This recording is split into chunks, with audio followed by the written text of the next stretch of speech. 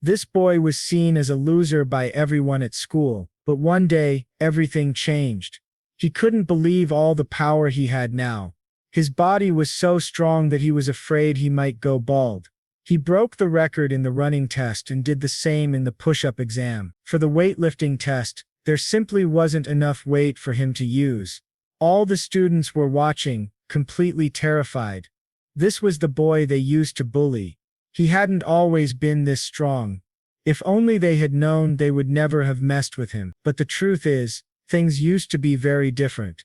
This boy was the only one who failed the advancement exam. While the whole class celebrated their success, Kannagi Minato felt an inexplicable emptiness. It was the third time he had failed. He was the student who stayed behind to clean the classroom. This lonely moment almost made him cry, realizing how useless he felt. One of his classmates said that all the students had to go to the school entrance. The reason was that a man named Isaac Kaise, a Class A hunter, had returned. He was once a student at this school before becoming a famous hunter. He was there to film a documentary about how he had been a great student before becoming famous. But the truth that wasn't shown to the cameras was this. Isaac Kaise was a horrible person who used to beat Minato every day for no reason. Remembering that guy made our protagonist tremble, but what Isaac Kaise told the cameras was that Minato was a great friend who always helped him when they studied together, even with money, since Minato's family was poor. Those lies were only meant to make Kaise look even better on camera. And since Minato didn't have the courage to speak up, he simply agreed with Isaac's words. While the reporters took pictures, Minato felt those memories burn in his mind. He truly hated that man.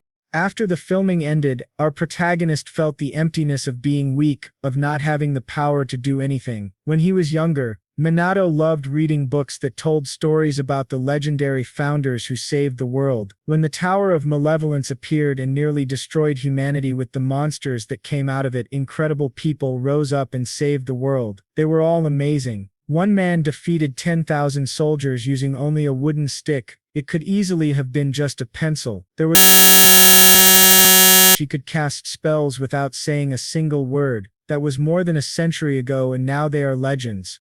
When that mark appears on your body, it means you have the potential to awaken and become powerful and famous. But unfortunately, Minato failed the test 3 times. His dream was over. However, before leaving, Isaac Kaise came back to his former classmate and said he would convince the association to let Minato retake the test. He told him to meet at the Founders' Sanctuary later. That left the protagonist confused. The guy was awful, but if he was doing this just to improve his public image, it didn't matter.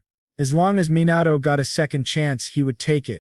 Later, at the Founders' Mausoleum, the cameras were recording the final scene. The filming focused on Isaac standing before the historic tomb, giving a grand speech. After the interview ended, the reporters thanked him, satisfied with the footage, saying he couldn't wait to see the article. But as soon as they left, he went deeper inside the mausoleum, where his men were busy digging. "Did you find the entrance?" he asked. They eagerly pointed to a hidden passage, asking if that was what he was looking for. A voice called from behind. When Minato arrived, expecting to retake the exam, he saw what they were doing to him. This was a sacred place, the resting place of the people he admired most. When he tried to stop the damned looters, Isaac Kaise struck him with all the power of an A-class awakened being. The punch was brutal. Minato felt many things inside him break. They had taken everything valuable, everything that was inside. Minato felt like he was about to die, and yet all he could think about was how wrong it all was. They couldn't steal that. Isaac Kaise then grabbed Minato and said he knew everything about him, the weakest student obsessed with the ancestors who spent all his time in the library reading books. His perfect plan was to throw Minato into the river behind the sanctuary and make it look like he was the one who had desecrated the founder's tomb. The blow Minato received earlier was meant to kill him. When he was thrown into the water, he had no strength left. As he sank, he remembered how he used to train every day and study hard to achieve his dream, all in vain.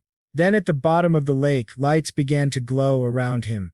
Despite the cold water, a comforting warmth emanated from them. Minato heard voices speaking about him being the vessel for this generation, the heroic spirit.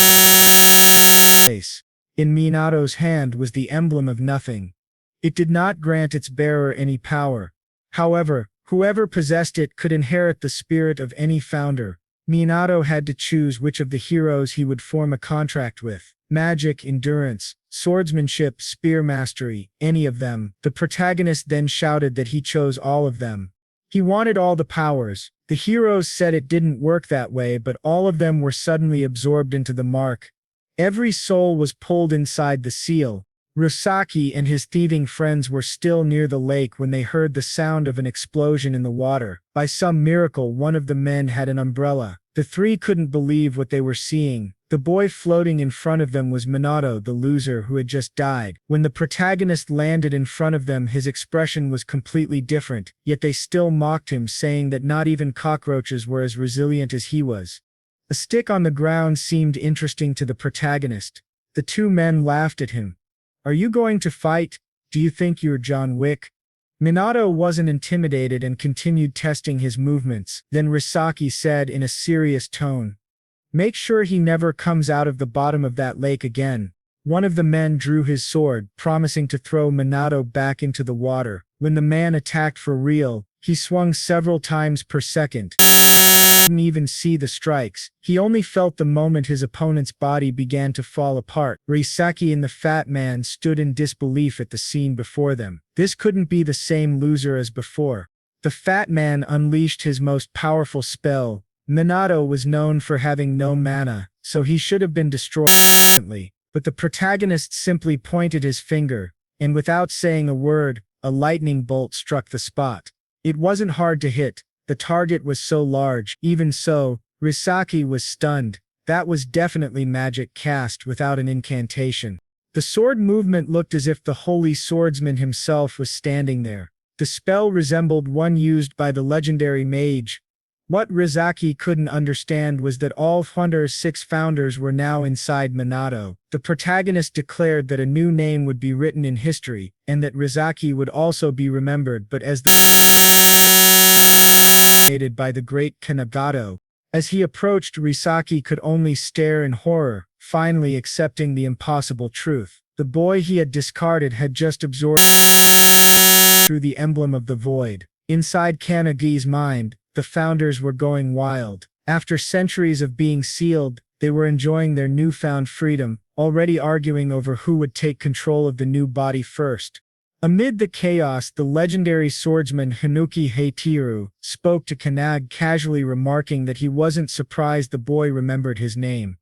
He asked Kannagi what his plan was, ignoring Risaki completely and pointing his attention toward a far greater threat right behind him.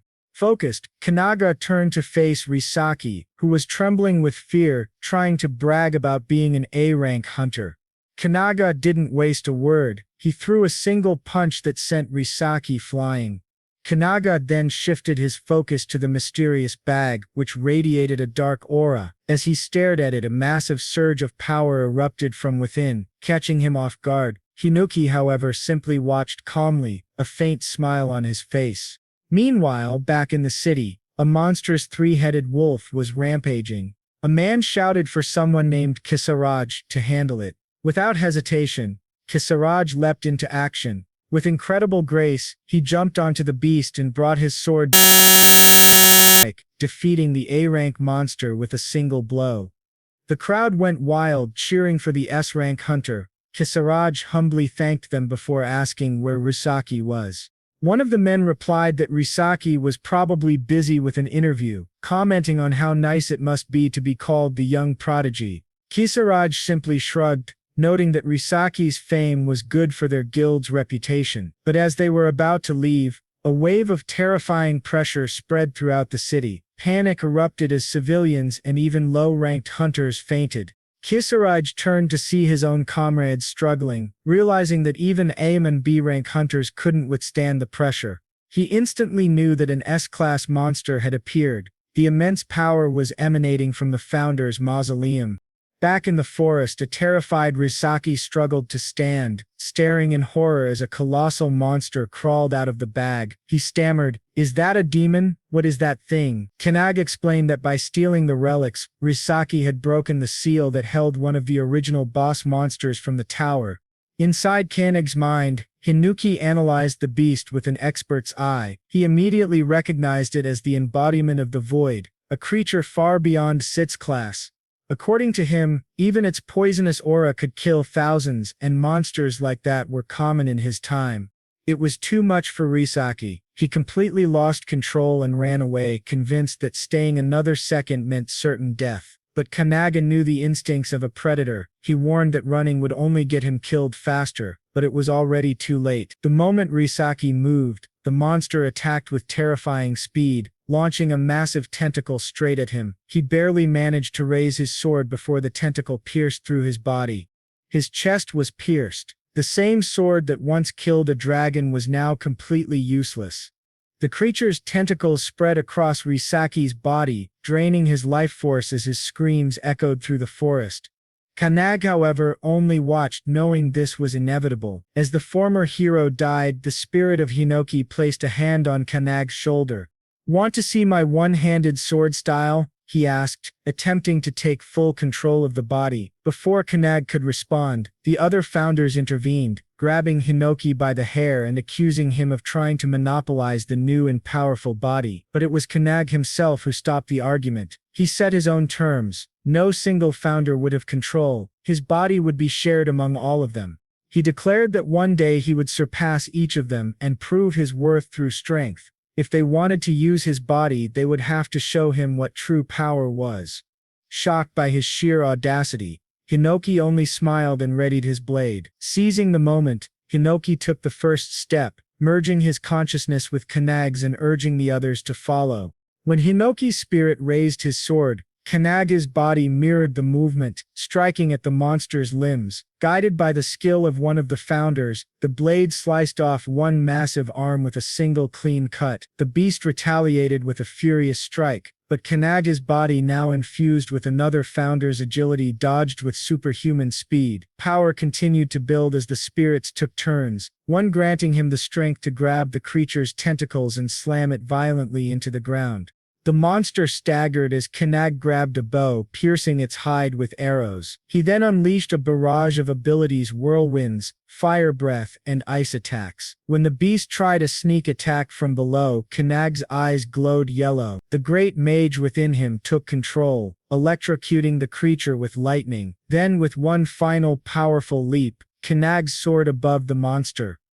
Hinoki took control, grabbed Risaki's broken sword, and executed his signature one-handed technique, the wave-cutting blade of Kuretake. The sword sliced the demon clean in half, ending its fury. As the two halves fell, a victorious smile finally spread across Kannagi's face. Watching the entire battle from a nearby tree was a single crow. Elsewhere in the city, a man standing atop a skyscraper answered a phone call. Shocked, he heard that the monster had been defeated before he even arrived. He asked if any strong hunters had been at the scene, but the voice on the other end said that footage from the crow showed it was a student from the academy who had taken the monster down. The man, Tiara Midori, the strongest awakened being in the world, said he wanted to meet the student. The next morning, Midori sat atop a pile of monster corpses while calling the academy's director. He told him about the sex-class monster incident, clarifying that he wasn't the one who defeated it. According to the crow's footage, it was Kannagi Minato. Midori found it hard to believe, especially since Kannagi was known for failing the hunter exam 3 years in a row. He then asked the director for a special favor. Back at the academy, all the students were talking about what had happened. The terrifying aura from the previous day had left most of them paralyzed, and now everyone was trying to guess who could have defeated such a monster. Meanwhile, Kannagi staggered across the campus, leaning on a staff, his whole body trembling. He overheard their conversations, surprised that the incident had already become the school's hottest topic. Suddenly, a guy bumped into him, knocking him down and mocking the idea that a weakling like him could ever be an S-class killer. Kannagi knew the truth. He had defeated the demon, but only by letting the founders use his body. Now he was paying the price. The backlash from their power was agonizing. As he struggled to stand, a voice mocked him in his mind. It was Hinoki, reminding him of his bold promise to surpass them. His tone was challenging yet encouraging. pushing Kannagi to pull himself together. Remembering his vow, Kannagi ignored the pain and forced himself to stand again, silently reaffirming his goal. Hinoki laughed within him, urging him to show some determination. The spirit then examined the nearby students with a sigh of disappointment. The awakened ones of this era didn't seem any stronger than ordinary humans, far from the warriors of his time. He reflected that if the tower were to reappear now, the world would be doomed. But his thoughts were interrupted when he sensed an incredibly powerful aura nearby. Kannagi noticed Hinoki's sudden tension, but the spirit brushed it off. At that moment, a teacher shouted for Kannagi to come over. Assuming it was about his expulsion letter, he approached cautiously. After all, he had failed 3 times and had no more chances left. But to his complete shock, the teacher told him to go to the field for a re-evaluation. The news left Kannagi frozen. Other students crowded around the windows, whispering excitedly. No one has ever gotten a hunter re-evaluation before. On the field, Kannagi took a battle stance. The corridor falls silent.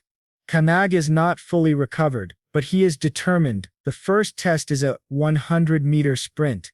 The student who had knocked him down earlier starts mocking him again, calling him a failure. But when the test begins, everyone watches in stunned silence as Kannagi crosses the finish line in just 1.2 seconds, breaking the previous record of 2.7 seconds. Next is the 3,000-meter run, which he completes in 1 minute and 17 seconds, shattering the old record. It's the same story for every other test, push-ups, bench presses, or anything else. He doesn't just break the records, he more than doubles them. The students are completely speechless. Even Kannagi wonders if the founders are secretly helping him, but Hinoki assures him that it's all him. Meanwhile, in the director's office, Midori is reviewing Kannagi's file. The director admits that although Kannagi's new physical scores are unbelievable, his real problem has always been his magic. For 3 years, every evaluation indicated his mana levels were 0, completely undetectable. That's why he was always considered a lost cause. Midori's secretary just smiles faintly, hinting that things are about to get interesting. Back on the field, Kannagi faces the final test, the magic measurement. The instructor explains that he needs to channel his mana into a large fan and make it spin for 30 seconds. The current record is 402 rotations.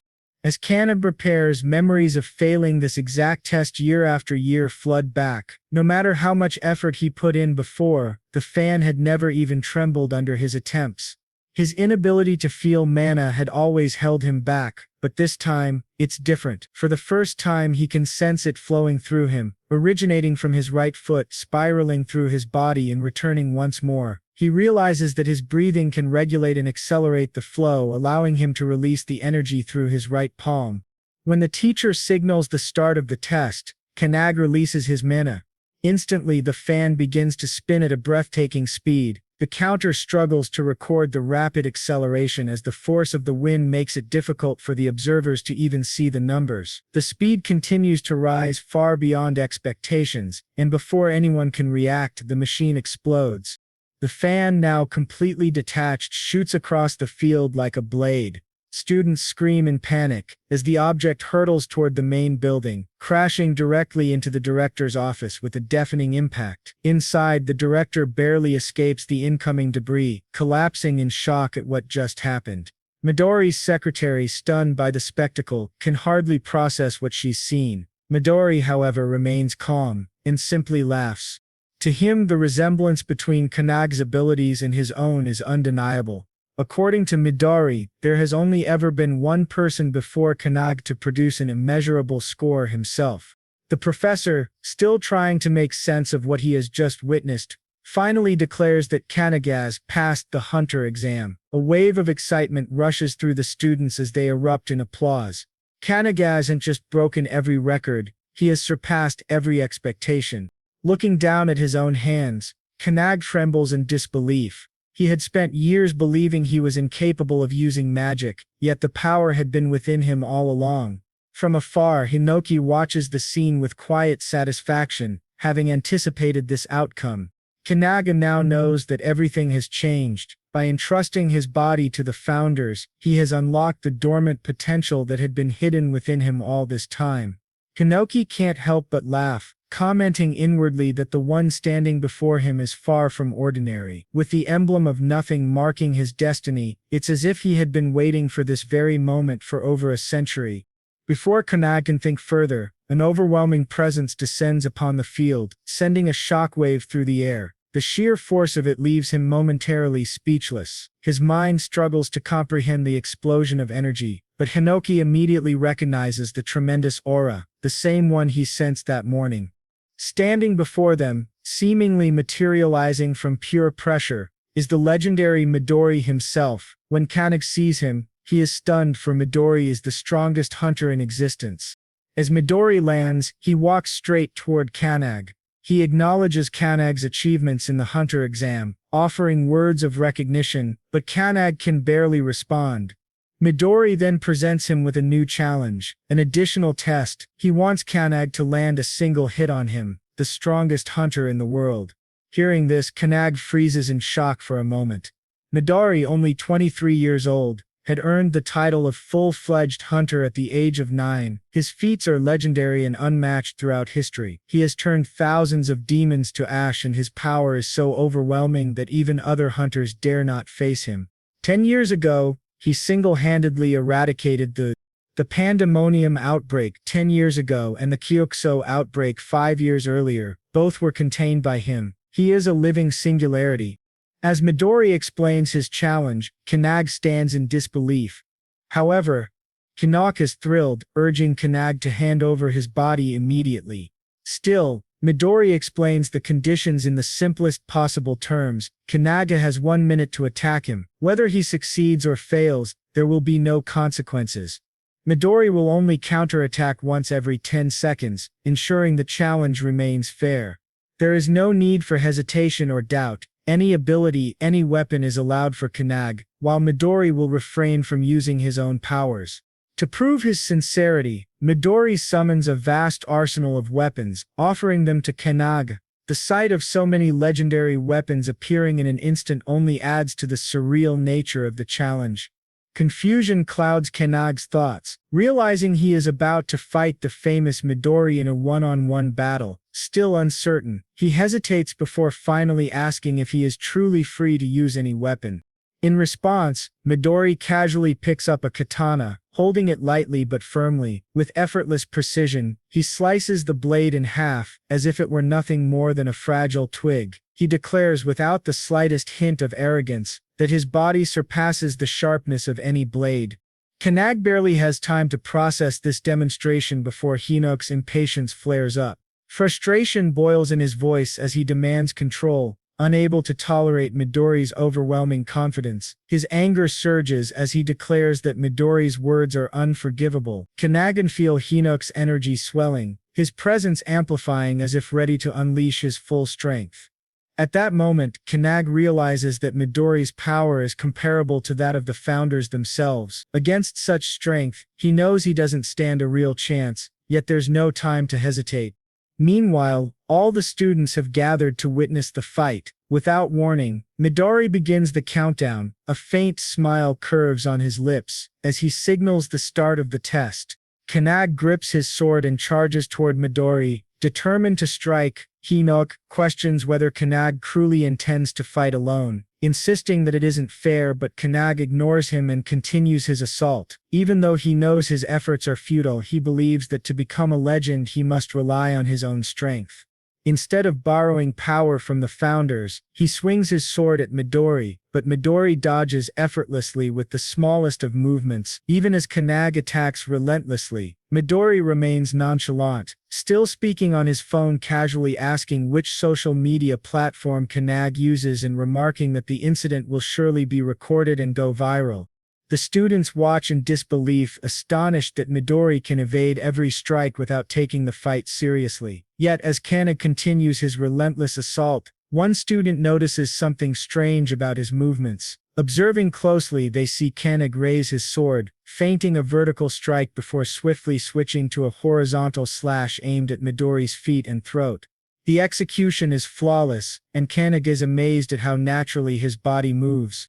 Realizing that he isn't tiring, he wonders if this is the effect of surrendering to the founder's power.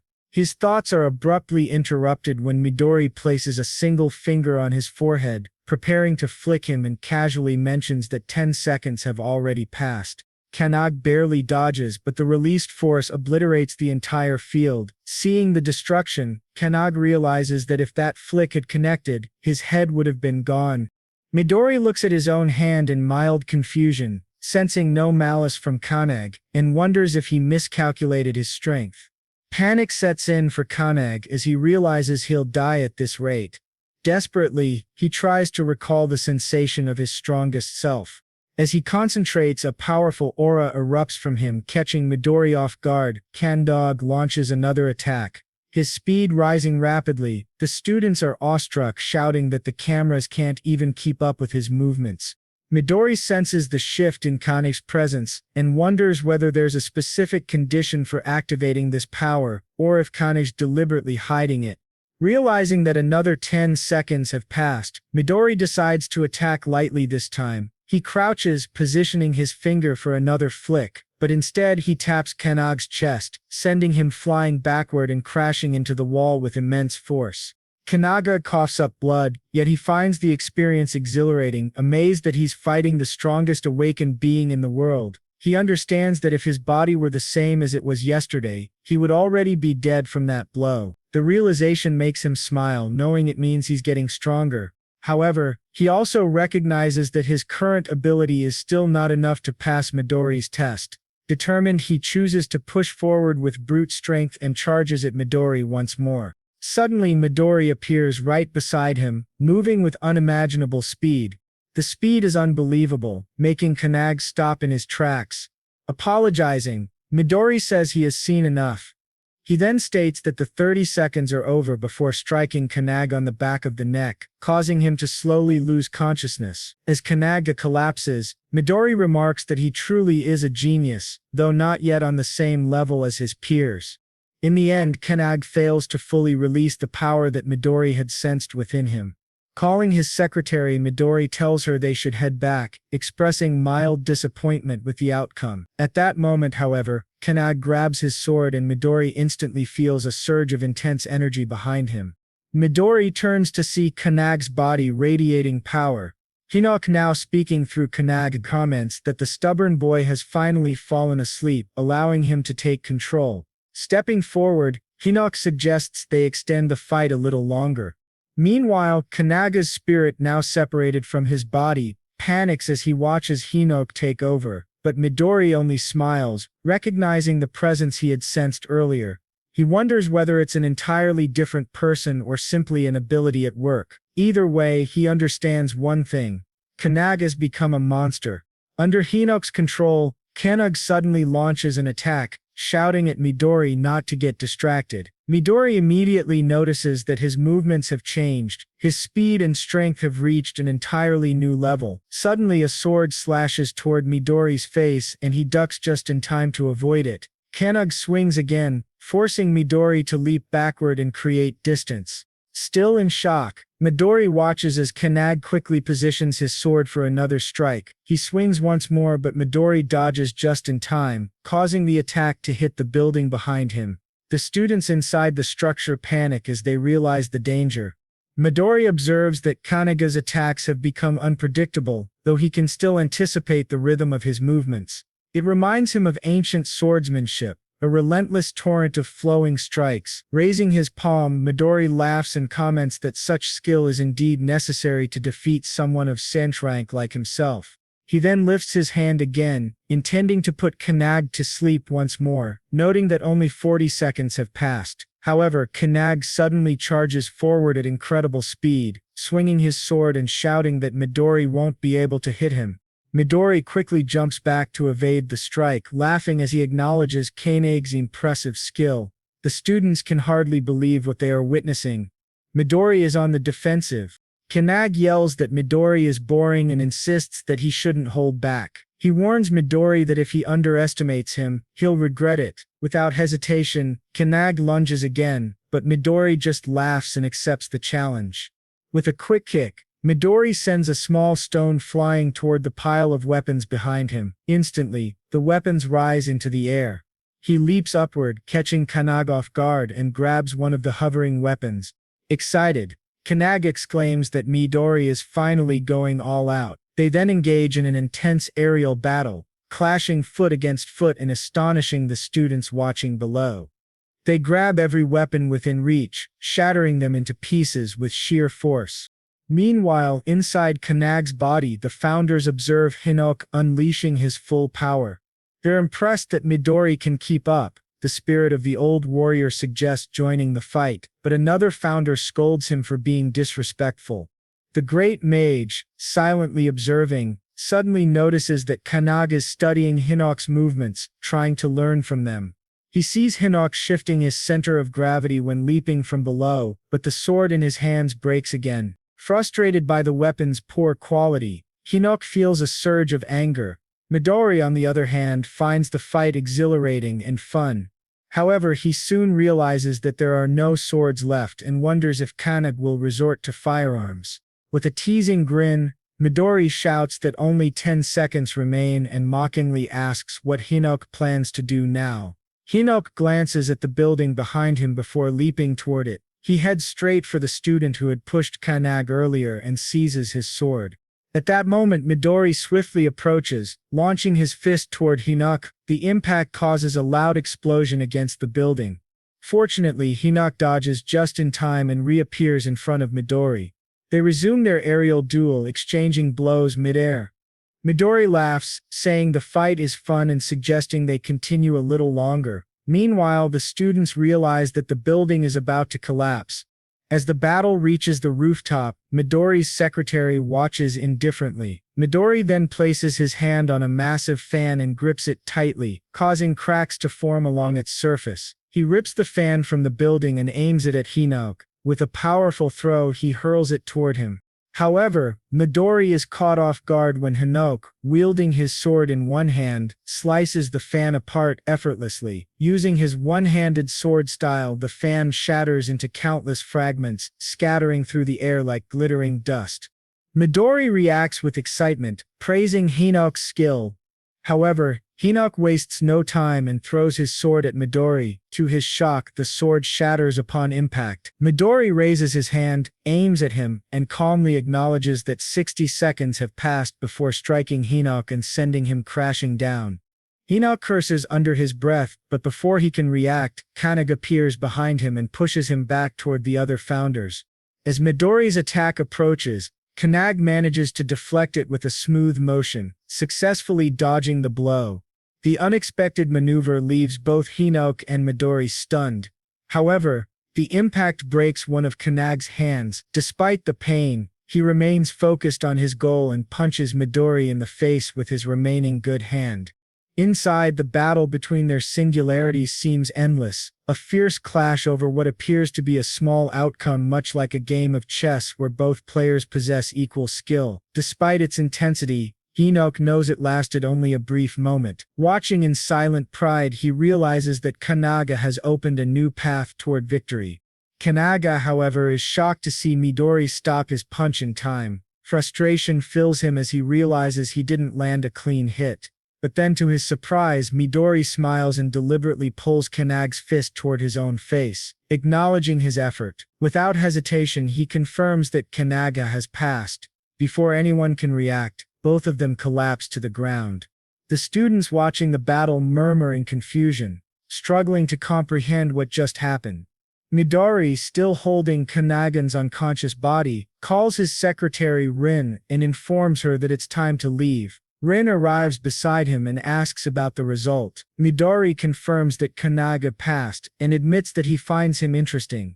However, he also realizes that he accidentally broke Kannagi's arm and asks Rin to heal him. She agrees without hesitation.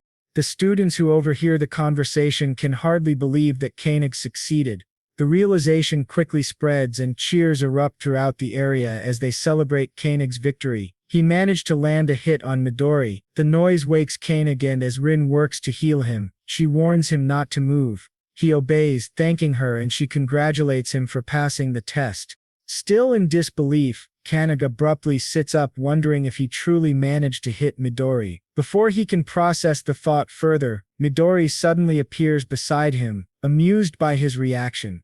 Without lingering on the moment, Midori states that a pass is a pass. He admits that he took the battle seriously, especially during his consecutive attacks.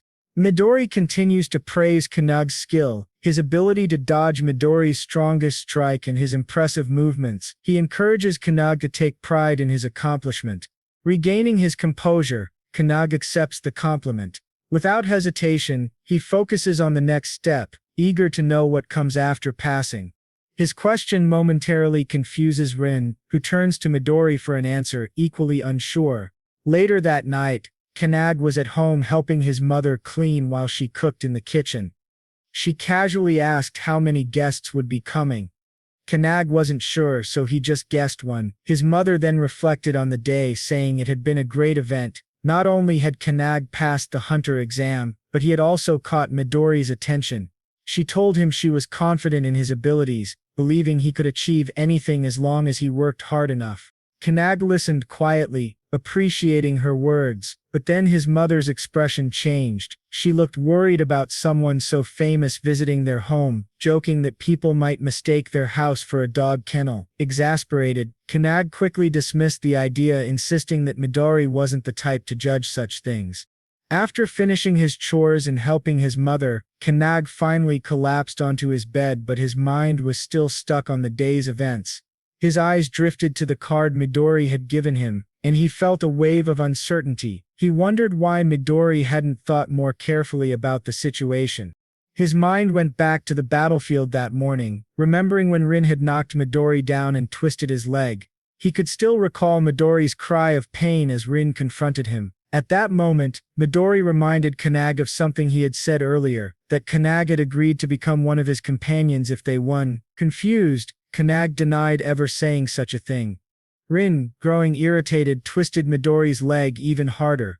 Midori told Kannag that too many people were watching and suggested that he come to his house that night to discuss everything calmly.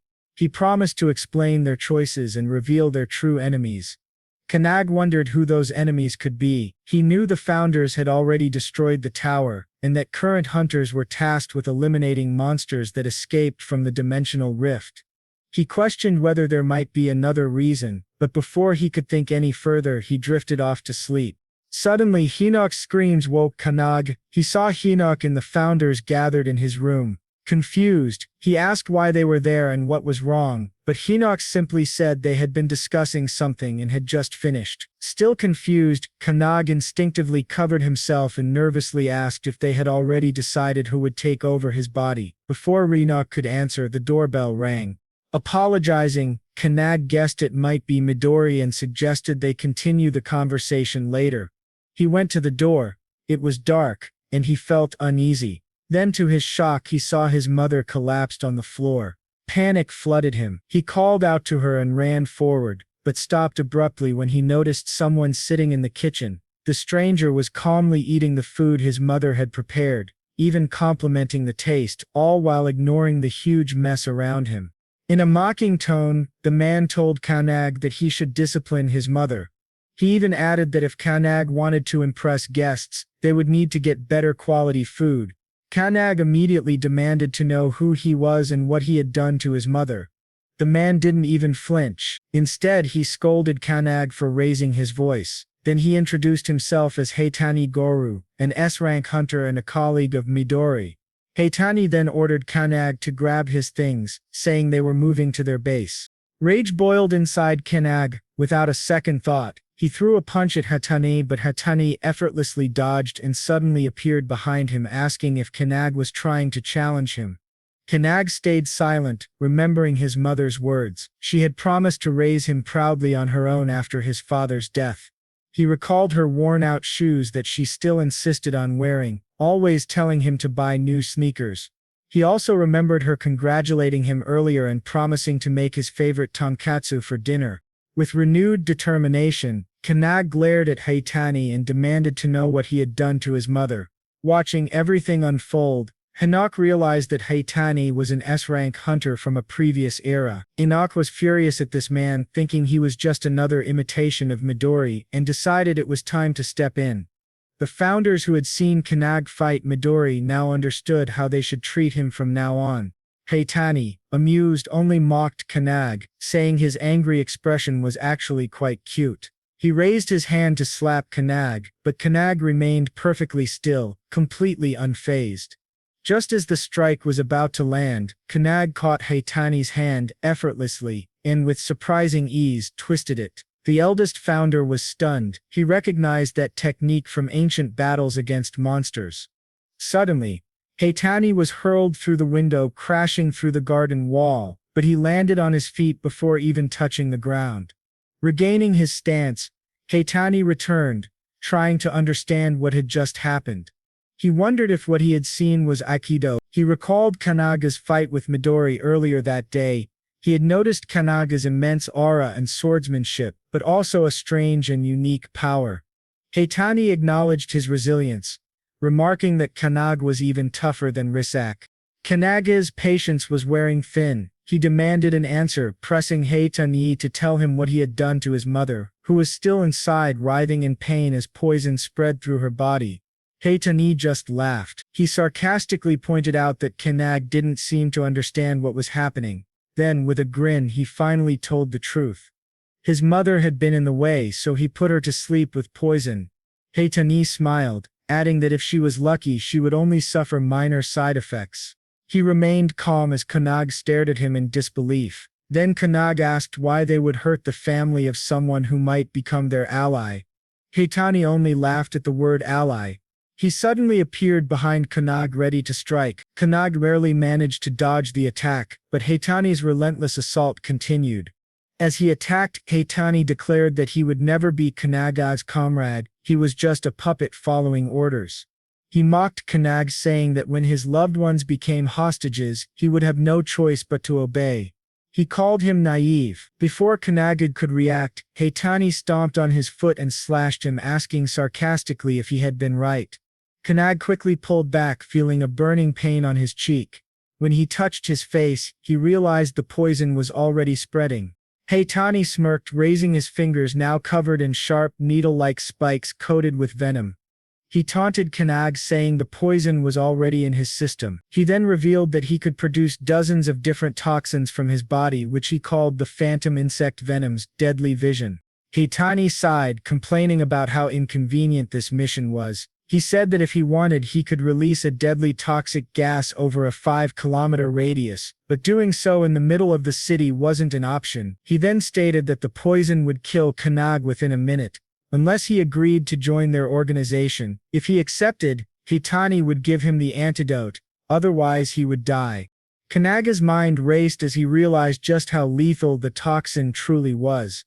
Heitani knew it would be an inevitable death sentence for any normal person. Looking at his hand, Kannagi called out to Valentine, the goddess of medicine, asking if she was within him. The founders turned to Valentine, who looked both confused and surprised. He apologized for summoning her so suddenly and asked if she could teach him how to neutralize the poison later. She hesitantly agreed. Irritated, Heitani released another wave of venom at him, shouting angrily and demanding to know what kind of nonsense Kannagi was muttering. Kannagi swiftly dodged the attack. Then he explained that the Aikido movement he had used earlier came from Kurudama, the god of hands. The old founder within him was astonished, realizing that Kannagi had managed to copy the move after seeing it only once. Next, Kannagi summoned Hinok, the exterminator of the army of 10,000, Shimmer Cox, the blue spear of destruction, and Margit, the celestial bow. He declared that he had studied and memorized all of them from the ancient records. He told Heitani that the founders Heitani once admired were now within him. This left Heitani completely dumbfounded, but instead of being afraid, he became furious. He shouted that he would show Kannagi what true pain was. Heitani then lunged at him, his needle-covered hands ready to strike. Kannagi leapt aside just in time, avoiding the blow. Heitani's strike hit a nearby tree, which withered and died instantly. Without hesitation, Heitani launched another attack, yelling that if Kannagi kneeled and begged, he might get an antidote to lessen the pain. He warned that once the agony consumed him, his mind would never return to normal, he would be lost to madness. But Kannagi remained silent, calmly waiting as Heitani's hand drew near. Just as Heitani reached him, Kannagi swiftly slid to the side. He pressed his palm against Heitani's chest and activated Santok's fist. Heitani coughed up blood from the shockwave that reverberated inside him. The force sent him crashing into a lamppost. Without hesitation, Kannagi followed up with a kick powered by Asun's feet of light, sending Heitani flying a great distance. Asun within him was stunned by the power, but Heitani still managed to stand, recovering quickly. In an instant, Kannagi was in front of him again, striking with both hands. He dodged Heitani's counterattack, shattering several of his poisonous needles. Then he used the sharp beak assault of Corral, hitting Heitani in the stomach. Kannagi followed with Ran's dragon claw, slashing across Heitani's chest, surprising even Ran, who resided within him. Heitani grabbed him, but Kannagi immediately activated Lilac's flipper, launching Heitani high into the air. As he floated, Heitani was filled with disbelief. He knew the poison should have clouded Kannagi's judgment and already affected his nervous system, yet Kannagi was still moving strong and unharmed. Kannagi then summoned the Mage of Truth, Meotes Salentes Deus, and cast it upon Heitani. A massive burst of energy erupted, shocking everyone present. Hinoki turned to the founders, asking if they had seen that. He told them that right after defeating Heitani, Kannagi began copying all of his movements, both physical and magical. Hinoki added that he didn't care if Kannagi's power came from the emblem of the void. He simply found it fascinating. The founders agreed. Hinoki then suggested that they train Kannagi, convinced that if they did, he would become the strongest awakened being in existence. Meanwhile, elsewhere, hooded figures were leaping and sprinting across rooftops. One of them shouted for the others to hurry. He revealed that the guilds of Nebura were after Kannagi, so they had to move fast and capture him before Nebura's people did. Suddenly Midori appeared right behind him. "There are really that many of you?" Midori asked calmly. The man froze in shock, but Midori continued, saying, "If there were 15, you must be the last one." Midori pointed a finger near the man's forehead, twisted his head slightly, and slammed him hard into the rooftop. He then contacted Rin using his raven's call. She answered immediately, saying she had arrived. She assured him there were no awakened nearby, but her next words truly surprised him. "Someone has already been here," Rin said. Midori remained silent, waiting for her to continue. Rin then explained that the intruder was Heitani, an S-rank hunter famous for his mastery of poisons. He had come looking for Kannagi but was completely defeated. Midori's eyes drifted to the rooftop, where Heitani lay sprawled out, mouth slightly open. The sight made Midori wonder what exactly had happened. Shortly after they arrived at Kannagi's house, Midori clasped his hands together, a bright smile spreading across his face as he praised Kannagi. He genuinely admired him, saying he never expected Kannagi to defeat Heitani. Without hesitation, he asked, "Were you exposed to the poison?" Kannagi scratched his cheek, giving a shy little answer. "Both my mother and I are fine." Rin, unimpressed, crossed her arms. She reminded Kannagi, "You wouldn't have survived the night without Valentine's help." The moment her name was mentioned, Valentine let out an audible groan. Exhausted but smiling faintly, Valentine quickly recognized her own efficient work, noting that finishing everything in just 5 seconds wasn't an easy task. She merely shrugged, murmuring that it wasn't difficult at all. Since the creator of the poison was right there, all it took were a few pricks to collect the necessary blood samples and find the antidote. Kannagi was still trying to process everything, but he finally asked the question that had been bothering him. Was Heitani lying when he said he was Midori's comrade? Midori nodded immediately, confirming it was a lie. He added that many people use his name for their own benefit. With that cleared up, he turned back to Rin and asked if she was finished. As soon as he did, she appeared beside him and nodded, saying that all the damage had been repaired. Kannagi's eyes widened in disbelief. He looked back at his house and sure enough, the window and the garden wall looked completely restored. With a bright smile, Midori suggested that they go inside to discuss Kannagi's future. Kannagi just stood there, frozen, feeling a mix of excitement and unease wash over him.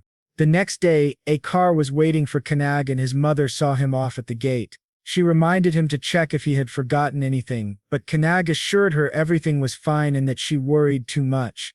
She couldn't believe that the child she had raised was now heading to Midori's home. Midori had already promised Kannag's mother that he would take care of him and turn him into a great hunter. Hearing that made Kannag thrilled, but his mother still felt a bit anxious. Hiding her worry, she handed Kannag his lunchbox, telling him to eat since he had skipped breakfast. Even though he didn't really need to, Kannag accepted it without argument. Then his mother asked Midori directly if her son would be in danger. Midori immediately confirmed that he would. His mother then confessed that she had always struggled until now, and trust her son to Midori was a huge step for her. Still, as a mother, she couldn't help but feel uneasy. Sounding confident, Midori promised her that he would train Kannag until he had no weaknesses left. Hearing that, she finally agreed to let Kannag go with him. Once in the car, Ren, who was driving, glanced at Midori and asked if it was really right to make such a promise to Kannag's mother, especially since they didn't even know what would happen. Midori felt a brief moment of concern. He looked in the rearview mirror and saw Kannaga's mother still standing at the gate, giving her son some last-minute advice. She was reminding him how to wash his clothes properly and telling him not to sleep naked or he'd catch a cold. Her concern made a determined look flash across Midori's eyes. He silently promised himself that he would do his best. Meanwhile, Kannag held back his emotions and said his final goodbye. Just as he was about to get into the car, his mother reminded him to come home for New Year's. Once they finally drove off, Midori asked Kannag if he was all right. Kannag admitted that he had to suppress his emotions a lot. Midori leaned back in his seat and told him to just do whatever he felt like, whether that meant eating or resting. Looking around, Kannag noticed the lunchbox his mother had packed, neatly placed beside him. He opened it, his mother's words still fresh in his mind. When he lifted the lid, his eyes fell upon a small message of good luck, carefully placed on top of the pork cutlet. That simple gesture hit him deeply, stirring emotions he hadn't expected. He paused for a moment, thinking about all the care and sacrifices she had made for him. A quiet sense of gratitude filled his chest as he began to eat, though the meal came with the sting of unshed tears. Rin and Midori, sitting nearby, exchanged glances but remained silent, letting him process the moment in his own way as they continued their journey. When they finally arrived at their destination, Kannag was stunned. He gazed at the impressive building, the headquarters of Anti-Prophecy. Midori welcomed him, explaining that only a select few awakened were allowed to enter. The weight of that knowledge sank in. For a brief moment, Kannag felt overwhelmed, realizing what he was about to become part of. Inside one of the rooms, a man stood by the window, quietly observing their arrival. Without turning around, he spoke to someone else in the room, confirming that the new recruits had arrived. A girl with an unreadable expression asked if this was really about the newcomer. A young man replied that it was quite rare for them to gain a new comrade, but another man standing to the side with his arms crossed remained skeptical. He insisted that they should first find out if the newcomer was truly worthy of joining Anti-Prophecy. Meanwhile, outside the headquarters, Kannag stood frozen for a moment, struggling to fully grasp his surroundings. Questions swirled in his mind. What exactly is the Anti-Prophecy unit, and could it have any connection to the Itagura Guild? Sensing his unease, Rin acknowledged that things weren't clear and apologized for not explaining earlier. She told him that she couldn't reveal everything to his mother because it was confidential, a matter of national secrecy. Those words struck Kannag more deeply than he expected. As they headed toward the building, Midori suggested they take his luggage to the quarters. They headed to the dormitory first. Rin offered to help, but Kannag refused, saying he could handle it on his own. Just as he was about to move, a sudden voice cut through the air, telling them to wait. The unexpected interruption startled him. He looked up and saw the young man from earlier standing above them. Without hesitation, the man declared that he would be the one to explain everything. Then in the same instant, he lunged forward with a powerful kick aimed directly at Kannag. Instinctively, Kannag raised his arms to block, but the sheer force shattered the ground beneath him. The impact sent a tremor through his body, yet he remained standing, bracing himself against the shock. The man seemed impressed. He acknowledged Kannag's resilience and even offered a rare word of praise. Intrigued, Kannag paused for a moment before asking who he was. Without hesitation, the man stepped back and landed gracefully on the ground. He proudly introduced himself as Hanada Rikotaro, a member of the anti-prophecy unit and Kannagagi's comrade. The revelation caught Kannagi off guard, but there was no time to hesitate. Hanada had been assigned to explain everything, and ready or not, the truth was about to be revealed. Meanwhile, Midori appeared completely unfazed. He simply asked Rin for a cup of tea. Rin nodded and served him one as the other two continued their sparring. Midori watched them calmly with a steady gaze. He asked Hanada why they were fighting if they were comrades. Hanada, still composed, explained that this served two purposes: to introduce Kannagi to the anti-prophecy unit and to test his abilities. The explanation lingered in Kanaga's mind, leaving him uncertain about what kind of test this really was.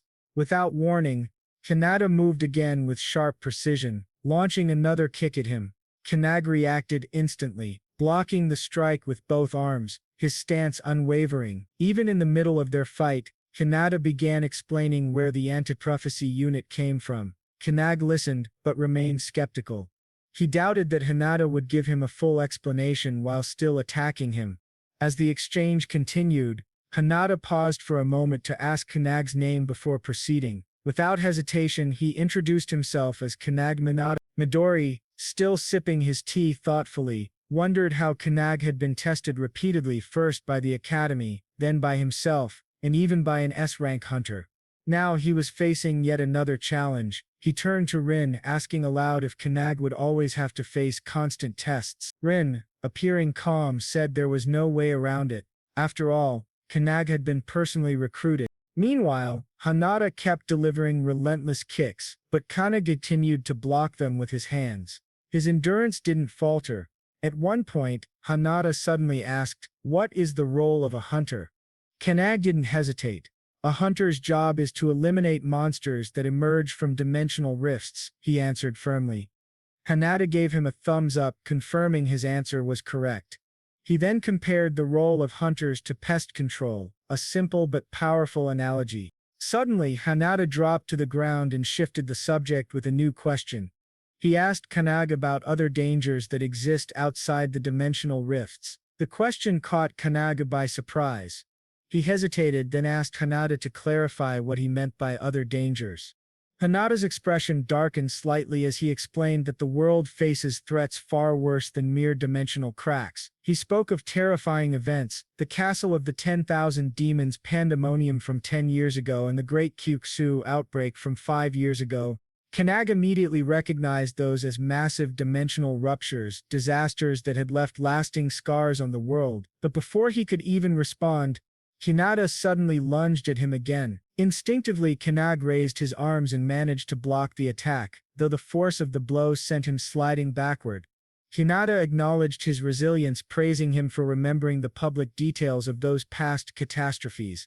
He then added that Kannagi would understand much more about them once he began training at the academy. As soon as Kannagi regained his balance, his breathing steady, he barely had time to react. Hanada appeared above him in an instant, moving with incredible speed. Kannagi didn't even have time to think before Hanada's leg came down in a crushing axe kick.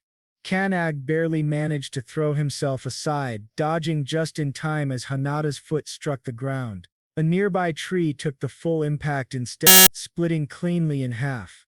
The attack was so powerful that it left Kannagi momentarily stunned. Hanada then straightened up, his tone shifting as he continued explaining. He revealed that events such as the Tower of Malevolence from 300 years ago weren't just disasters, they were large-scale invasions, direct assaults from another dimension. Kannagi struggled to believe what he was hearing, trying to grasp the weight of those words. This wasn't just history, it was happening even now. Hanada stepped closer, his expression serious. He admitted that he didn't, the thought hanging as if what came next would change everything. He finally understood why today's awakened individuals seemed weaker than those from the era of the Tower. There simply weren't as many people who could match the strength of the original founders, and that truly bothered him. Torn between curiosity and concern, Kannagi finally asked the question he had been holding back: "What should we do?" Hanada's response was firm. "That's exactly why the anti-prophecy unit exists." He explained that the people who can foresee such threats and predict real catastrophes don't share that knowledge with the public. They only tell the elites, those capable of actually dealing with such dangers, and those elites, Hinata said, are the members of the anti-prophecy unit. Midori and Rin couldn't help but smile proudly when they heard that. Kannagi realized that their entire purpose was to prevent those prophecies from ever coming true. Kannagi told him that from that day forward he was officially part of their group. Hinata welcomed him warmly, saying that Kannagi was the first person who had ever managed to block his kicks one after another. He extended his hand as a sign of acceptance, and Kannagi shook it. Midori and Rin applauded, and then Hinata called out to the other awakened ones who had silently appeared above the house. Hinata asked what they planned to do, but they only stared for a moment before vanishing, which genuinely surprised Kannagi. Midori remarked that they disappeared like villains, but Hinata simply shook his head. He believed they wanted to see how things would unfold on their own. Hinata then told Midori to leave everything to him, and Midori departed. Afterward, Hinata helped Kannagi with his belongings and offered to show him his dorm room, for which Kannagi gratefully thanked him. That night, as he settled in, Kannagi couldn't stop thinking about what this organization truly meant. It was all about dealing with prophecies in their world. He wondered if the founders had faced a similar crisis during the era against something that had already been foreseen. His thoughts made him anxious, but then a voice suddenly cut through his worry, telling him that he had simply been training. Startled, he turned to see Enoch and the other founders standing right there. He quickly apologized for not speaking to them sooner, but Enoch told him not to worry, they had already made a decision. As the founders, they had decided to train him to become the strongest awakened one, just like Midori. With their help, he could become the most powerful awakened of all. Kannagi was truly shocked, asking if they really wanted him as a disciple. Kannagi nodded and said yes, though he jokingly added that it might lead to a sort of battle royale among them. Concerned, Kannagi begged them not to fight over him. Kannagi explained that's how things had started, but after observing him more closely, the founders changed their minds. Instead of using his body for their own gain, they found it far more interesting to train him. Enoch then told him that when Kannagi defeated the poison user, he had actually copied all of the opponent's execute them perfectly, of course, but he learned the basics very quickly. Enoch asked if Kannagi understood the importance of that, pointing out that it was likely due to his symbol of nothingness. However, what truly made him special was the speed at which he learned. Enoch explained that this ability was actually stronger than any of the founders' own talents. As Enoch spoke, Kannagi felt tears well up in his eyes. He remembered the disappointed faces of his old instructors, those who told him he had no talent. Until now, no one had ever expected anything from him. Everything felt like a dream, especially since he had once been treated like garbage, constantly bullied for failing the hunter qualification test 3 times. He remembered the laughter of his classmates, their mocking voices telling him to just give up. His name had often been forgotten, lost in the crowd because no one cared enough to remember. No one had faith in his future, and he had grown used to being ignored. But now, 2 of the most renowned figures, Midori and Enoch, were truly acknowledging him. He couldn't believe it. It made him question whether he even deserved this sudden happiness. For years, never imagining that they would actually trust him.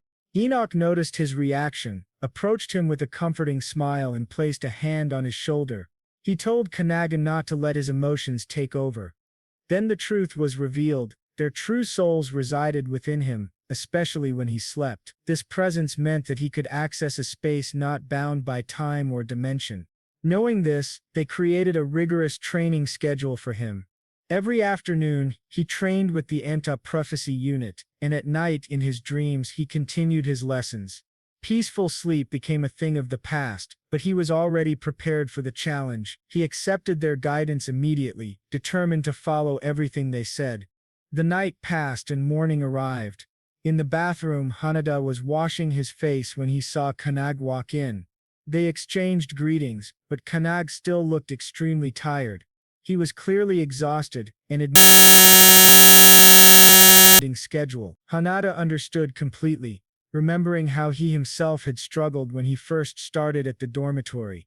But then something unexpected caught Hanada's attention, a powerful aura emanating from Kannagi. His curiosity was instantly piqued. Awakened, Hanada impulsively threw a quick kick. Even with an almost effortless movement, the man simply lowered his head, spat out the water in his mouth, and walked away. He didn't even look back. He ignored Hanada's silly morning prank, saying he had no patience for that kind of thing so early, and that he was heading to the cafeteria first.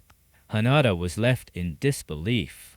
He realized that his attack had been faster than yesterday, yet it had been deflected so easily. Moments later, in the cafeteria, Hanada saw a good place to sit and walked over to a woman who was eating some fruit. He asked if she minded them joining her, and she gave a short, brusque nod of approval. Hanada took the chance, sat in front of her, and gestured for the man to sit beside him. Then he recognized her. She was one of Hanada's comrades from yesterday, but she still seemed distant. She spoke to him formally, making it clear she didn't really want him there. Even so, he greeted her and introduced himself. Her indifference was immediate. She wasn't interested in learning his name, and certainly didn't plan to remember it. She even lifted her fork, pointed it at him, and declared that she would only recognize his name when she deemed him worthy. Until then, training was the priority. He would have to accompany her on a mission to dispel a prophecy.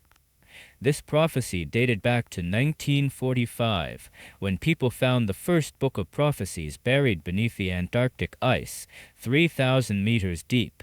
They called it the Book of Destruction. The writing was crude, almost like a child's scribbles, but it predicted a catastrophic future. It said that 80 years later, the world would face a devastating attack and a series of apocalyptic disasters. The words were so heavy that everyone took them seriously. Later, while they were driving, she asked whether the world believed in the book's dark predictions. He thought for a moment, then looked at her, still not knowing her name. But before he could ask, she said there was no need for introductions, she only wanted his answer. He believed the prophecies had to be accurate, but she reacted immediately. She mocked his answer, practically questioning his intelligence. She said that if even one thing from the Book of Destruction came true, the world would end. That revelation left him stunned. As they continued talking, he turned to Hanada and asked how many prophecies had actually been recorded. Hanada guessed around 200, and that left him speechless. He couldn't help but wonder if the world was already beyond saving. But Midori assured him, saying they had already prevented almost 180 of those prophecies, which completely amazed him. Still trying to grasp everything, he asked again why the world believed so much in the book. The woman explained that an explorer named Bernard Russell found the Book of Destruction. As soon as Bernard opened it, the first page read, "Hello, Bernard," followed by a precise timestamp. March 17, 1945, at 11:35 a.m., on a sunny day, the exact moment he discovered it. That terrifying accuracy left no room for doubt. Hours later, they arrived at their destination, the Sumida district in Tokyo. An intermediate-level dimensional rift had opened there. As they approached, the guards blocked their way, firmly stating that the area was off-limits. But they simply ignored the warnings, passed the guards with incredible speed, and left them momentarily confused. He hesitated, wondering if it was really right to continue, but Hanada quickly reassured him that it was. The woman then began explaining the major crisis they were facing. She said that huge problems like World War III, the dark side of the moon, an invasive pandemic, and floating trees were all considered emergencies. Among them, the outbreak of pandemonium, which Hanada managed to stop, was especially serious. Although the Book of Destruction was well known, it was only one among many magical books scattered around the world. The job of the Anti-Prophecy Unit was to gather information, analyze predictions, and act before things happened. She then went over the different threat levels they faced. A level 3, for example, meant one or more regions being destroyed. Level 2 was a national emergency, while Level 1 affected the planet's environment as a whole. Then there was a special level reserved for when the world itself was on the brink of destruction. He listened carefully, and upon realizing the severity of everything, he became alarmed. He quickly asked whether these missions now depended entirely on them. The woman didn't hesitate. She confirmed that yes, these responsibilities came with being part of the anti-prophecy unit. Shortly after, Zarek and his team spotted them crossing the caution line and immediately confronted them. Kisaraj, thinking they were just civilians, warned them to turn back, explaining how dangerous the area was. But she ignored his concerns, stating that today's prophecy was a Level 3 event. The dimensional fissure ahead looked like a B-class intermediate anomaly, but it was actually a far greater threat, a Level 3 disaster codenamed Yellow Journal. She was sure its hardness level would rise, and almost on cue, it began to widen at an alarming rate. Kisaraj turned, his eyes wide with horror, as the rift fully opened. Then a wave of creatures began to emerge, each one more monstrous than the previous one. He commanded his team sharply to prepare for battle, but the response was immediate and brutal. The creatures overwhelmed his forces within seconds, knocking them down with little resistance. Panic set in, and he cursed under his breath when he realized that even B and C-ranked hunters were struggling to stand on their feet. Then his attention shifted to something even more dangerous, the immense pressure coming from a boss-level monster. As he watched the newcomers advance, Kisaraj tried to intervene once more, warning them to fall back.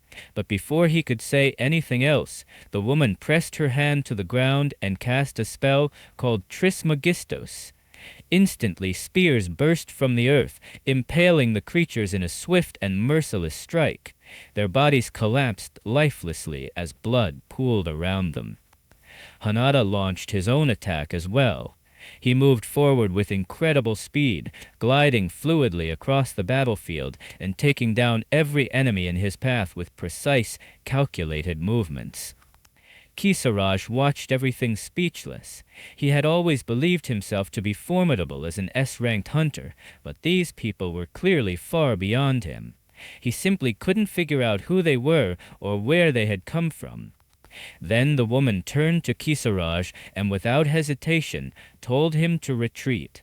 As far as they were concerned, he was just a civilian in this situation. Kisaraj's eyes dropped to his hand, where he saw an emblem imprinted on his skin. Recognition spread across his face. He realized they weren't there by coincidence. They were government agents. Before he could fully process what that meant, a massive hand burst from the dimensional rift, tearing it open even further. As the fissure widened, an imposing beast emerged. It was a De Leon, a being far beyond S-rank, towering over them, its monstrous form radiating an overwhelming presence.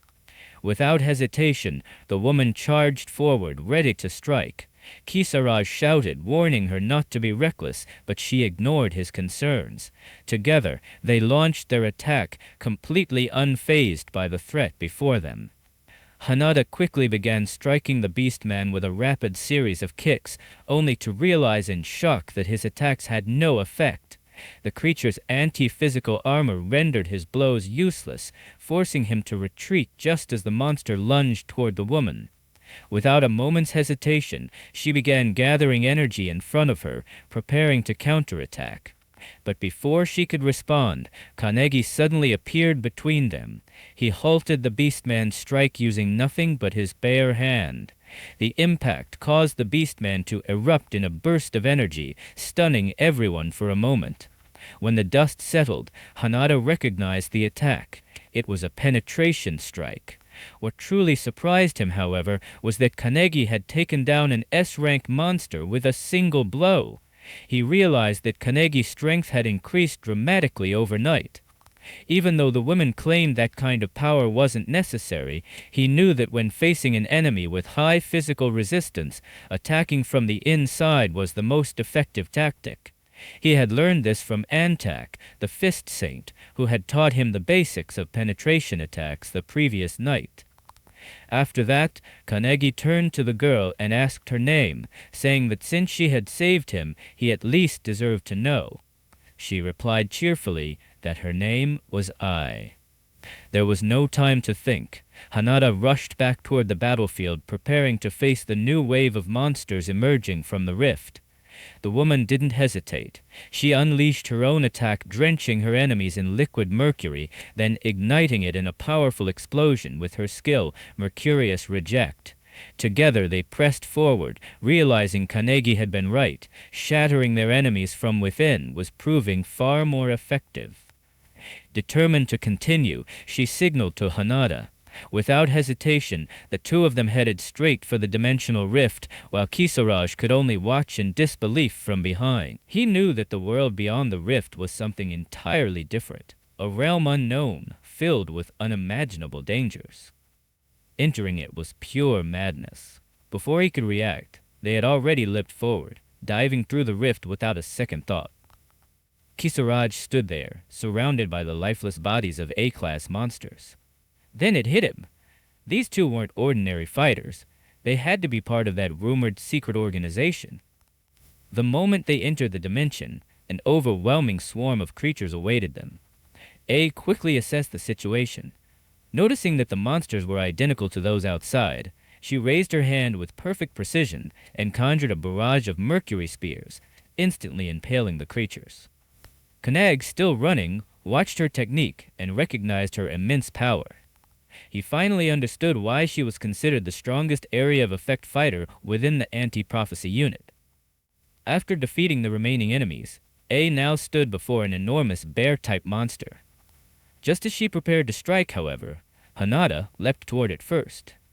The bear saw him, and the bear swung its claws, but Hanada dodged by leaping onto the roof.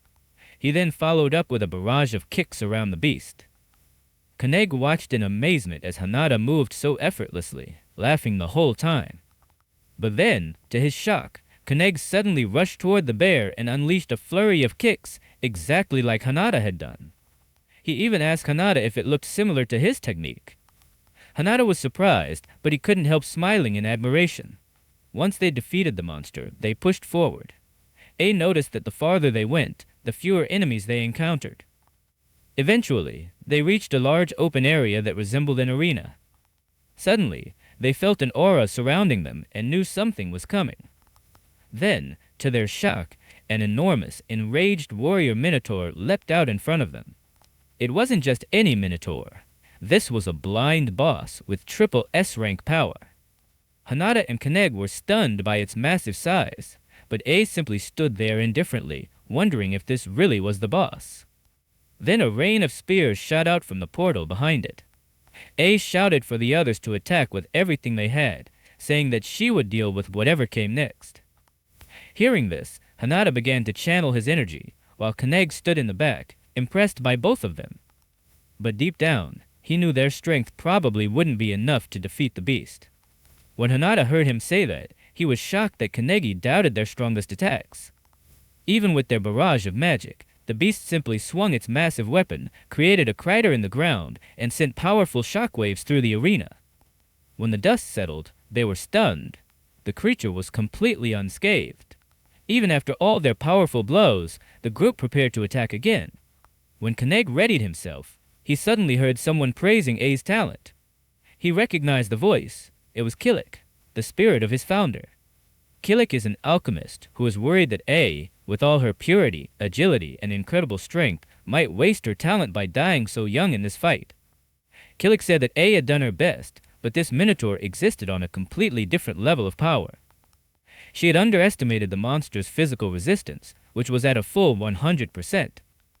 Growing more concerned, Kannagi asked what he should do, but Kilik only laughed. Meanwhile, Hanada and A were genuinely struggling against the beast. They realized they should have brought someone skilled in magic. When A looked toward Kannagi, she was stunned by the strange energy emanating from his body. Kannagi had surrendered control of his body to Killick, who then cast his powerful spell, Mercurius, directly at the beast's legs.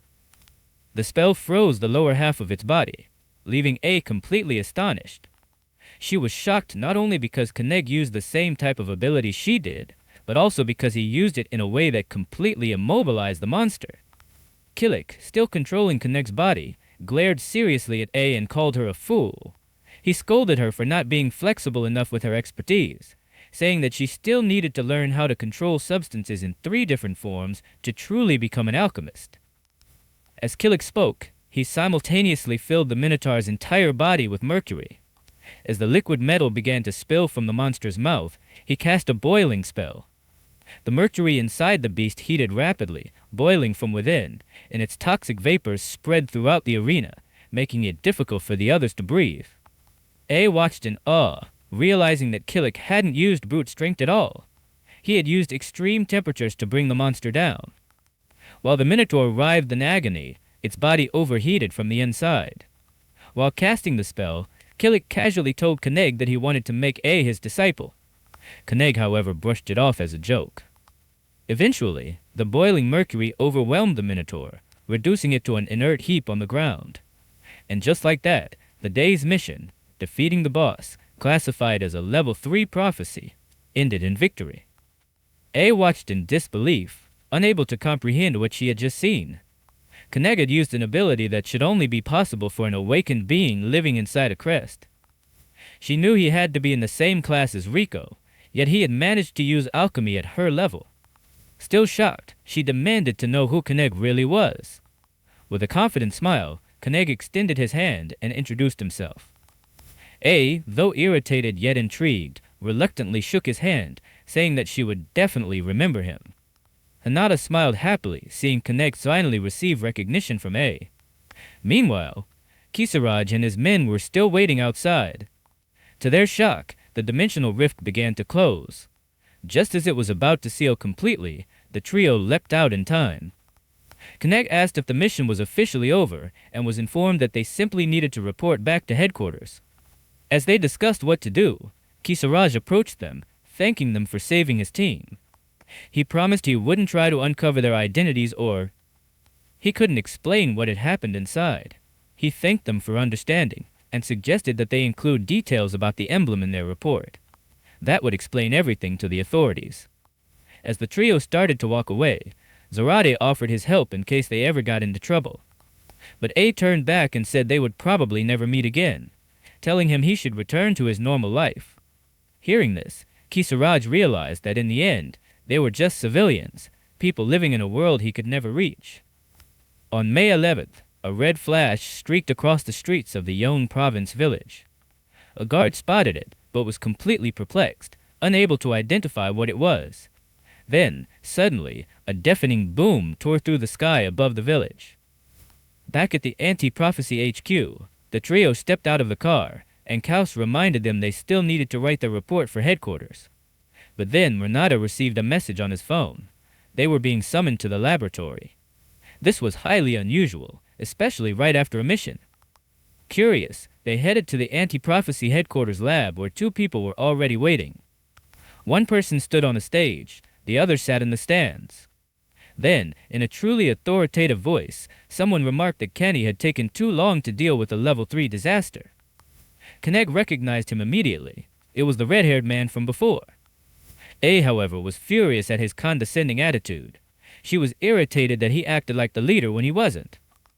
Hinata quickly intervened to calm things down, asking what Director Kurihara needed.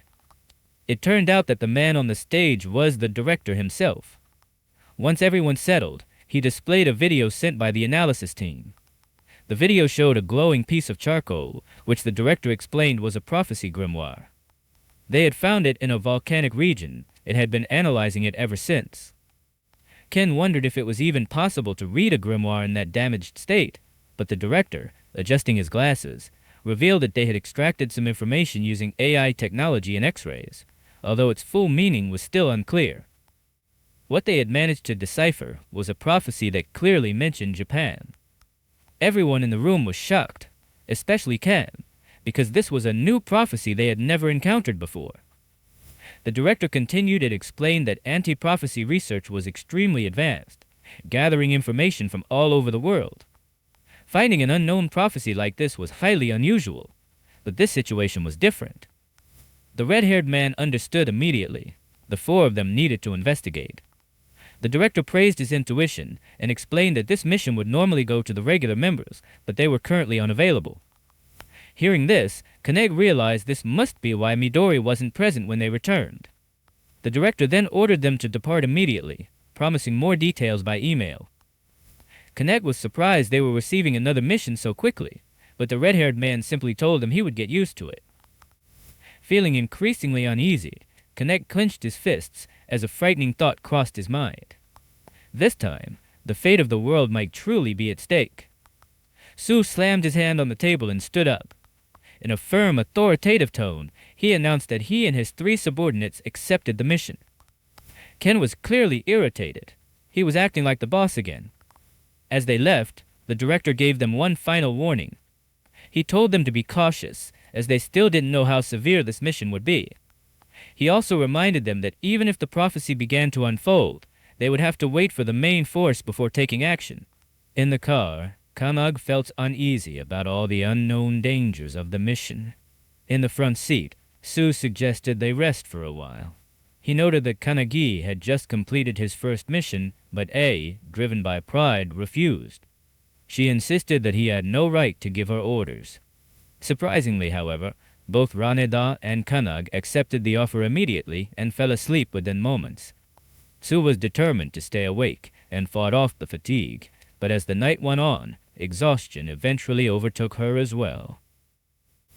Sometime later, the car stopped. A woke up and realized the vehicle was empty. Alarmed, she ran outside and found the others standing on a cliff, staring at a bright light below them. What she saw left her in complete disbelief.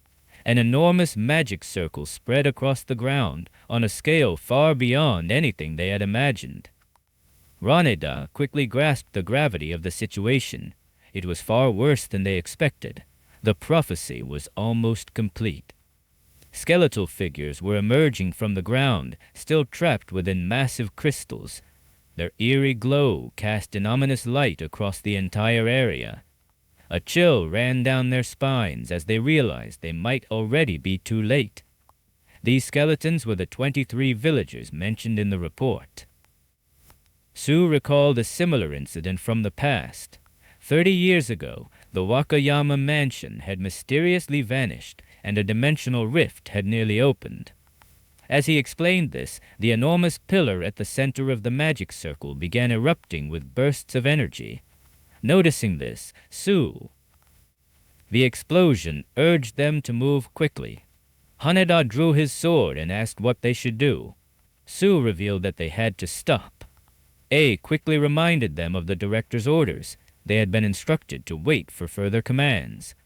But before they could discuss it, they felt a massive aura behind them. When they turned around, they saw Kannagi covered in an overwhelming energy, ready to fight. The group immediately noticed that Kannagi seemed much stronger than before. Even so, Su remained unfazed. He simply smiled, stepped forward, and told the others to follow him. They all ran after him, though A warned him not to act so recklessly. As they descended toward the magic circle, Rinak and the mage suddenly caught a scent in the air. It seemed strangely familiar, an aroma they had encountered many times in their lives. The ground shook violently, and with an explosion, a massive hand burst out from underground. Hinoke's eyes widened in shock. He now knew exactly what they were smelling. It was the scent of a forbidden technique, the very prophecy written in the Book of Scorching Heat. Hinoke explained that long ago, during the A period, an awakener named Bando Shidima, leader of the Black Magus, committed genocide. The Onmyo-jigais eventually killed him, but an entire village had been caught in the chaos. Shidima collected the blood of the fallen villagers and used it to draw a magic circle, ensuring he would be reborn 1,000 years later. His goal was to devour everyone and rule the world as a demon king. Before dying, he left behind a forbidden technique showing how living beings would be sacrificed for his resurrection. Now, in the present, Shidima had reincarnated as a boss whose rank no one knew. His mission was clear: to fulfill the prophecy of the scorching heat. He looked at his hands and grimaced, realizing he had returned with far less power than expected. He wondered whether there had not been enough sacrifices for the ritual. As he looked around, he noted with amusement that even after 1,000 years, the place had not changed at all. But his lips curled into a maniacal smile when he saw the anti-prophecy unit approaching. To him, they were merely more sacrifices.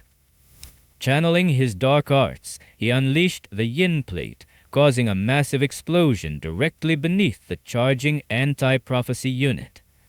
Kannagi became alarmed as the blast engulfed Hanada and Kane, but they were unharmed once the dust had settled.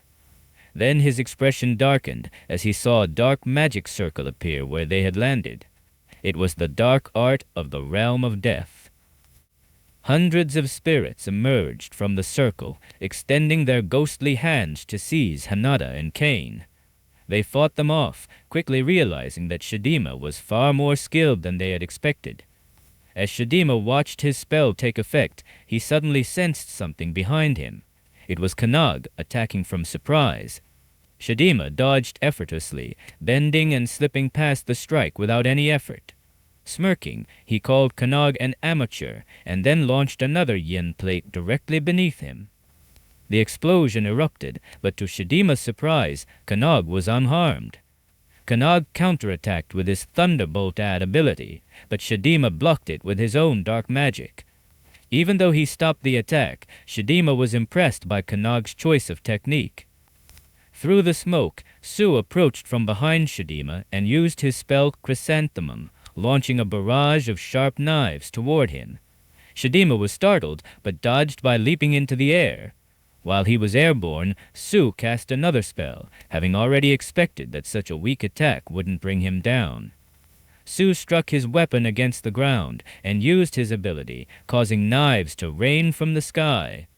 But Shidima simply smiled, calling it a mere rain of lights. Then he transformed his hand into a shield to block the attack, though the recoil was significant. After blocking, Shidima realized that Su was probably the strongest among them. Kannagi, watching from the side, thought that Shidima's power was limitless, completely different from any enemy they had ever faced. Shidima himself seemed even stronger than the founders. As Kannagi thought this, he heard his friend shouting from behind. He turned and was shocked to see Kane and Hanada being struck by dark art abilities. They managed to evade the attack and began charging toward Shidima, who was still locked in battle with Su. As they closed in, Shidima summoned 3 skeletal demons to deal with Kane and Hanada. Hanada saw one demon appear right in front of him and kicked it, but to his surprise, it did absolutely nothing. The bodies of these monsters were as tough as the minotaurs they had faced before. As Shidima and Su continued exchanging blow after blow, one of the skeletal demons stood directly in front of Kannagi, blocking his path. Shidima even mocked Su, declaring that he would receive no help from his friends. But immediately after Shidima said that, Su struck him directly in the shoulder. "I don't need help," he declared. Then he pointed at Shidima. "Stay back. I trust only my own strength." Shidima simply wiped the blood from his wound and began screaming like a madman, shouting that he didn't need anyone either, and that he would devour them all. With that, he charged straight at Su, who barely managed to block the attack just a few centimeters from his body. As Su struggled to withstand Shidima's relentless assault, he heard someone calling his name from behind. It was Kannagi, running directly at Shidima. Shidima was surprised to see Kannagi, especially because he had already sent a demon to stop him. He quickly looked back and saw the others still fighting their demons, but the one he had sent after Kannagi was sliced clean in half. Even Sue was impressed by the attack. Kannagi then suggested that they should fight together to defeat Shidima. Sue was shocked for a moment. Kane and Akon hadn't even defeated their own opponents yet, but this guy had already done so, and now he was offering help.